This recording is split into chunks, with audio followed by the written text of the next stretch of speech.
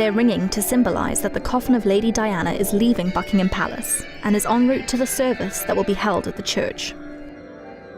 Mourners line the street, numbering in the thousands.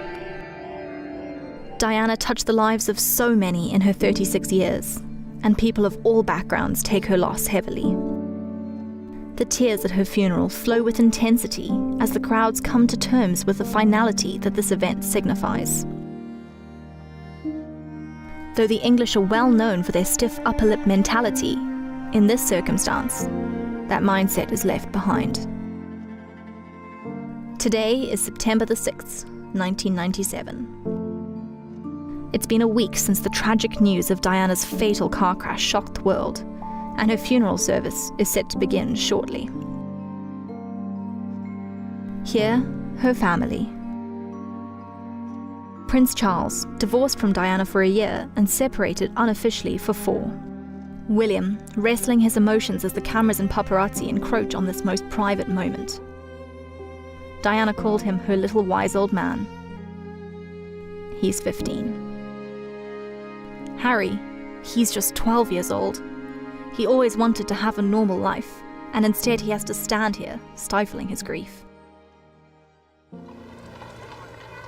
The cortege makes its way down the Mall and towards Westminster Abbey.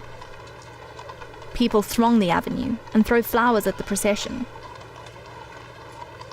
the sound of horses' hooves resounding in the respectful silence.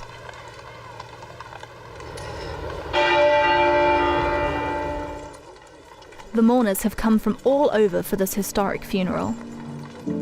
The televised broadcast reached 32.1 million people in the UK and 2.5 billion people all over the world. It remains one of the most viewed events to this day. The funeral procession marches on, with Prince Charles, Prince Harry, Charles Spencer, Di's brother, Prince William, and Prince Philip behind. It was Harry and William's special request to walk behind their mother's casket as it pushed on towards the Abbey. What courage. Prince Harry, one beat ahead of the others, eager for all this to be over.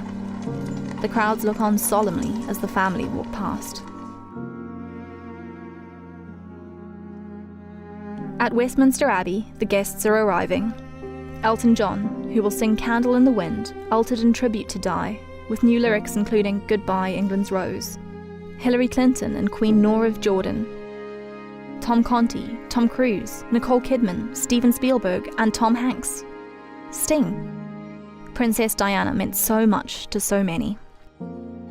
Sian Kidd, Diana's mother, takes her place in the Abbey with Diana's sister, Lady Sarah McCordale. Sian made the powerful statement, "I thank God for the gift of Diana, and for all her loving and giving, I give her back to him, with my love, pride and admiration, to rest in peace." And now, the Queen. She was accused of being particularly cold in her reaction, or lack of one, to Diana's death. This is one of the few times that the general public has been openly angry at the monarch, and her initial refusal to leave Balmoral Castle and return to London to mourn. The Queen was adamant that she should remain with her grandchildren and shelter them from the media onslaught. However, the Union Jack was flown at half-mast even without Her Majesty's presence at the palace, a very rare honour. Inside Westminster Abbey, the Queen walks with the Dean of Westminster, Wesley Carr. The Archbishop of Canterbury has no authority in the Abbey, a peculiarity meaning that the Dean will officiate the service. The cortege continues its journey to the church. The coffin is adorned in a flag with the royal standard. On top, white lilies, Diana's favourite flower.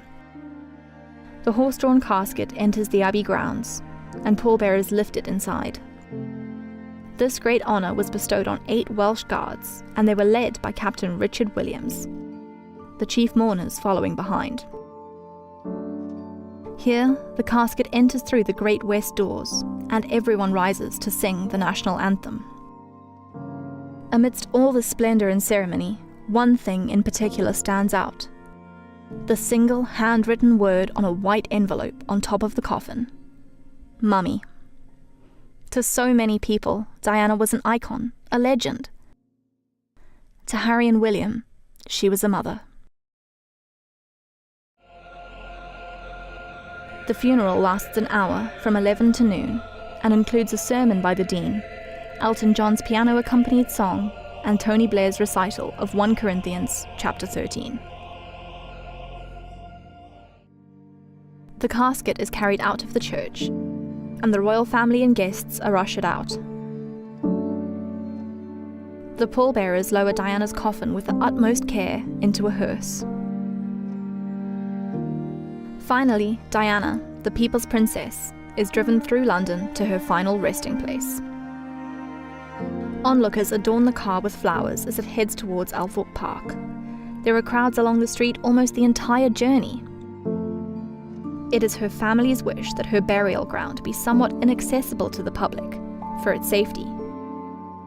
And so, she will be buried in the round oval, a small island in the centre of a lake in the park. The lake is filled with white water lilies and is surrounded by 36 oak trees, one for each year of her life. You are the light in my darkest night. Your love shines like a beacon so bright. Through the storms and the trials we face, in your arms I find my safe place. Always love you, forever hold you tight. Together we'll conquer any fight. In your embrace I feel so alive. Forever with you my love will survive. Every moment with you is a treasure. In your eyes I find my pleasure.